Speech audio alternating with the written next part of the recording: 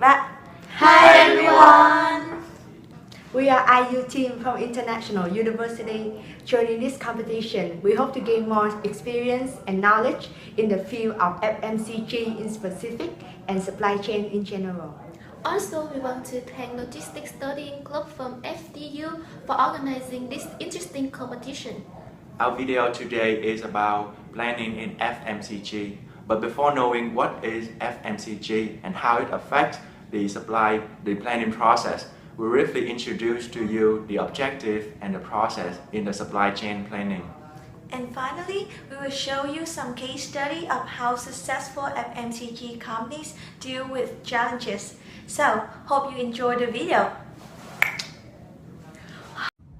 To answer the question, what is supply chain planning is, let's take a look at the supply chain management. Imagine you buy a canned food from a supermarket. Have you ever wondered how many stages are involved in order to produce that ordinary, trivial thing? Well, it is more complicated than you expect.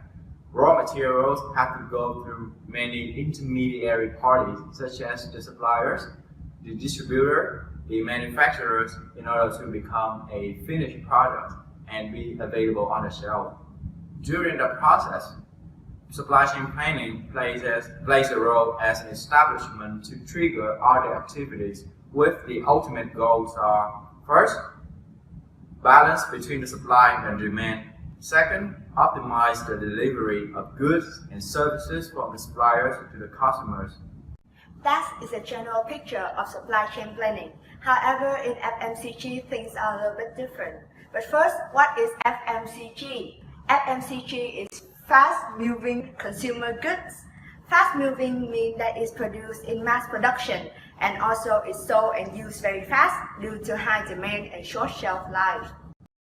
Consumer goods, that means it aims for personal and household use, everyday consumer like you and me, with very high volume. Example of FMCG are beverages, shampoo, toothpaste, and so on.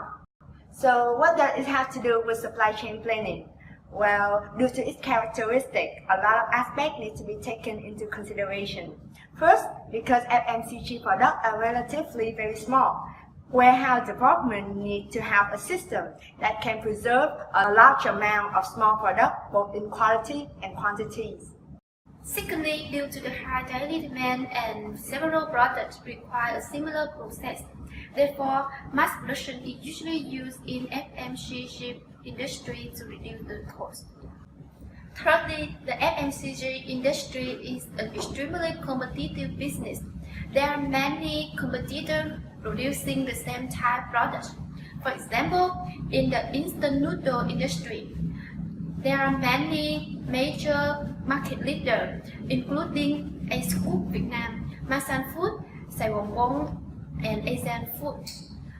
So it is quite challenging to attract the consumers, especially with the new products. Therefore, to compete the other company, minimizing the production cost is one of the best choices. Lastly, the FMCG industry requires the product to make in the right quantity and in the right time. Therefore, it needs a wide network distribution. The online distribution is a good way to minimize the storage and easier for customers to order the product. Despite facing a lot of challenges, FMCG companies not only aims to satisfy consumer needs, but they also have their own criteria in sustainable of their supply chain. However, recently, climate change is confronting the food sector with an unprecedented risk related to supplies of agricultural raw materials. For a company leading in nutrition, health, and wellness as Nestle, this would be a big problem as it would affect the hindering of their customer in their product's quality. As a preparation, Nestle has more than 1,000 agronomists in fields helping their suppliers in areas like cocoa, dairy, and coffee. Nestle doesn't own any farm, however they have their technicians help farmers directly in the field to improve efficiency, improve the yield, and implementing sustainable farming practices.